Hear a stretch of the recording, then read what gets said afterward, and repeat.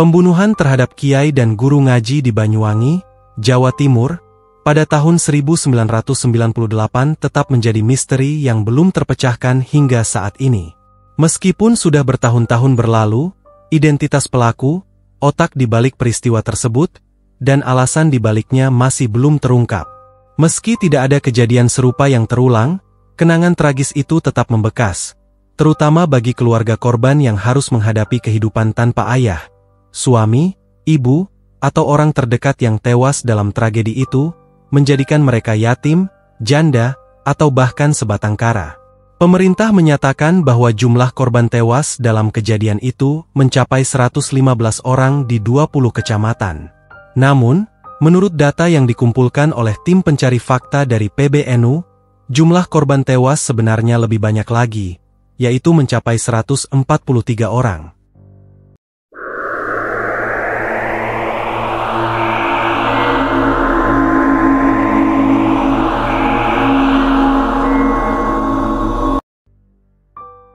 Assalamualaikum warahmatullahi wabarakatuh. Halo teman-teman semua, selamat datang di channel Kalam Misteri. Dan pada video kali ini Kalam Misteri akan membahas tentang tragedi ninja Banyuwangi yang membunuh ratusan kiai dan ustadz. Banyuwangi adalah sebuah kabupaten yang terletak di ujung timur Pulau Jawa, Indonesia, di Provinsi Jawa Timur. Ibu kotanya terletak di Kecamatan Banyuwangi. Wilayah ini memiliki posisi geografis yang strategis, berbatasan dengan Kabupaten Situbondo dan Kabupaten Bondowoso di Selat Bali, serta Provinsi Bali di sebelah timur. Di sebelah selatan terdapat Samudra Hindia, sedangkan di sebelah barat berbatasan dengan Kabupaten Jember dan Bondowoso. Kabupaten Banyuwangi merupakan kabupaten terluas di Jawa Timur dan kedua terluas di Pulau Jawa. Pada tahun 1998, Jawa Timur menjadi pusat perhatian yang besar karena kondisi yang menakutkan. Masyarakat hidup dalam ketakutan yang mendalam, khususnya menjelang senja. Mereka secara ketat mengunci pintu rumah mereka karena takut menjadi sasaran pembunuhan oleh sekelompok pembunuh misterius yang dikenal dengan sebutan ninja, yang saat itu sedang populer. Awal mula kepanikan ini terkait dengan kekhawatiran atas praktik dukun santet yang menimbulkan kegelisahan di kalangan masyarakat. Ada juga teori lain yang menyebutkan bahwa para ninja tersebut diutus oleh pihak-pihak tertentu untuk mengeliminasi para dukun yang diduga sebagai penyebab masalah tersebut. Menurut catatan, kejadian pembunuhan pertama kali dilaporkan pada bulan Februari 1998. Namun, pada bulan-bulan berikutnya, jumlah korban yang tewas mengalami lonjakan yang signifikan. Korban-korban ini tidak hanya terdiri dari individu yang dituduh terlibat dalam praktik ilmu hitam atau dukun santet, tetapi juga termasuk para kiai dan guru ngaji yang dihormati dalam masyarakat. Sebagai respons terhadap situasi ini, Bupati Banyuwangi saat itu, Purnomo Sigit, mengeluarkan radiogram yang memerintahkan kepada aparat pemerintahan untuk mencatat dan melindungi sejumlah tokoh, terutama kiai dan guru ngaji. Namun, ironisnya, langkah ini tidak mampu mengendalikan situasi, malah sebaliknya, kekerasan semakin meningkat dengan setiap harinya menambah korban yang tewas, berkisar antara 2 hingga 9 orang. Dampaknya, Purnomo Sigit mendapat banyak protes dari masyarakat. Sebagian besar dari mereka menuntut agar bupati tersebut mundur dari jabatannya. Mereka percaya bahwa radiogram yang dikeluarkan oleh bupati justru memberikan petunjuk kepada para ninja untuk menemukan dan menyerang target-target mereka dalam serangkaian pembantaian tersebut. Dalam melakukan aksinya, para ninja biasanya memulai dengan menandai pintu atau dinding rumah target menggunakan coretan tanda silang merah atau putih. Mereka melakukan eksekusi pada malam hari dengan mematikan lampu, menyerang dan membunuh korban mereka. Hal ini menimbulkan ketakutan besar di kalangan masyarakat, jika pada keesokan harinya mereka menemukan tanda tersebut di pintu rumah mereka. Meskipun demikian, tidak semua rumah yang ditandai akhirnya menjadi sasaran. Para ninja cenderung memilih rumah-rumah yang ditempati oleh guru ngaji, imam masjid, atau tokoh terhormat lainnya. Cara pembunuhan yang mereka lakukan sangat kejam, tidak hanya mencakup pembunuhan saja, tetapi beberapa korban juga ditemukan tergantung, dengan tulang-tulang mereka patah atau kepala mereka dipenggal.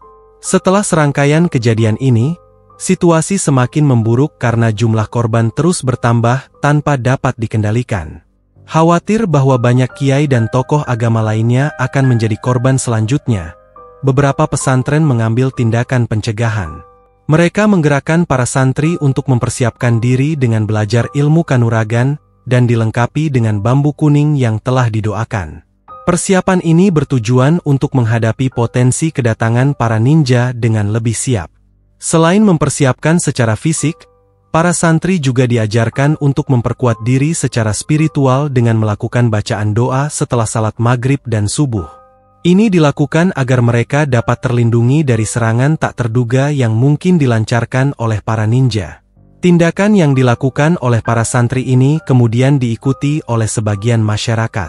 Mereka berkumpul untuk mencari bambu kuning yang kemudian dibawa kepada kiai yang dihormati untuk didoakan. Ridwan, salah satu tokoh masyarakat di daerah tersebut, menceritakan pengalamannya. Pada saat itu, banyak tetangga saya yang terlibat. Saya pernah diminta untuk ikut, tetapi saya menolak. Saya mempercayakan segalanya pada Allah. Ridwan juga menuturkan bahwa dalam upaya perlawanan tersebut, beberapa ninja berhasil ditangkap oleh warga. Mereka kemudian disiksa, bahkan ada yang diseret oleh mobil dan dibakar.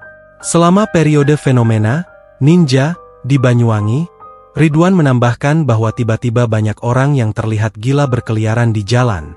Banyak di antara mereka ditangkap oleh warga dan disiksa hingga tewas, karena diduga sebagai ninja yang menyamar.